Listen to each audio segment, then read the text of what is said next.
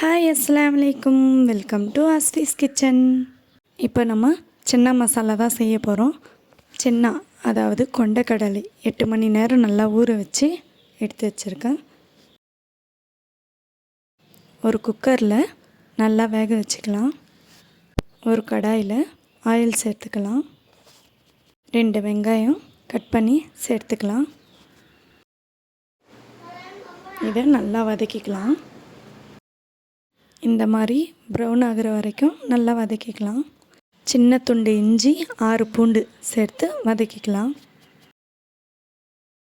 2 தக்காளி கட் பண்ணி வச்சுருக்கேன், அதையும் சேர்த்துக்கிறேன்.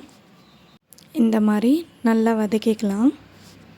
இந்த அளவுக்கு நல்லா வதக்கிக்கணும். இப்போது மசாலா ஆட் பண்ணிக்கலாம். 1 ஸ்பூன் தனியாத்தூள், 1/2 ஸ்பூன் கரம் மசாலா, 1 ஸ்பூன் மிளகாய்த்தூள், 1/2 ஸ்பூன் சீரகம். உங்கள்கிட்ட சீரகம் பவுடராக இருந்தாலும் சேர்த்துக்கலாம். 1/2 ஸ்பூன் உப்பு. இப்போது நல்லா வதக்கி விட்டுக்கலாம். ஸ்டவ் ஆஃப் பண்ணிவிட்டு நல்லா ஆற வச்சுக்கலாம். நல்லா ஆறினதும் ஒரு மிக்ஸி ஜாருக்கு மாற்றி அரைச்சிக்கலாம். இங்கே பாருங்கள், இந்த மாதிரி நல்லா அரைச்சிக்கணும்.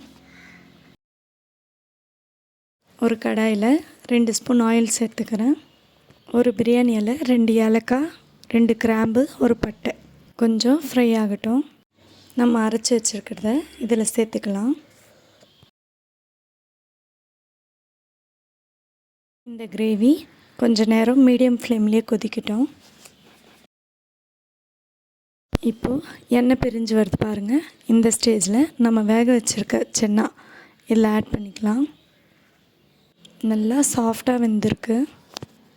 இப்போ இந்த கிரேவியில் சன்னா ஆட் பண்ணிக்கலாம். நம்ம சன்னா வேக வச்ச தண்ணியை வேஸ்ட் பண்ணாமல் இதில் சேர்த்துக்கலாம். கரண்டியாலேயே இந்த மாதிரி சன்னாவை நல்லா நசுக்கி விட்டுக்கலாம்.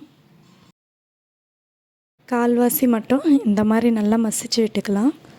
அப்போ தான் கிரேவி டேஸ்ட்டாக இருக்கும். இப்போது மீடியம் ஃப்ளேம்லேயே ஒரு 5 நிமிஷம் நல்லா கொதிக்கட்டும். இந்த ஸ்டேஜில் 1 ஸ்பூன் சன்னா மசாலா ஆட் பண்ணிக்கிறேன். சன்னா மசாலா வேண்டானாலும் ஸ்கிப் பண்ணிக்கலாம். சன்னா மசாலா சேர்க்கும் போது ரெஸ்டாரண்ட் டேஸ்ட்டில் அப்படியே இருக்கும். மீடியம் ஃப்ளேம்லேயே கொஞ்சம் நேரம் அப்படியே கொதிக்கட்டும். இந்த சன்னா மசாலா பூரி, சப்பாத்தி, இட்லி, தோசை எல்லாத்துக்கும் சூப்பராக இருக்கும். இப்போது மசாலாவோட பச்சை ஸ்மெல்லாம் போயிடுச்சு. இப்போது கேஸ் ஸ்டவ் ஆஃப் பண்ணிவிட்டு கொத்தமல்லி இலைகளை சின்ன சின்னதாக கட் பண்ணி இதில் சேர்த்துக்கலாம். இப்போ நம்ம chana masala ready. Thanks for வாட்சிங்.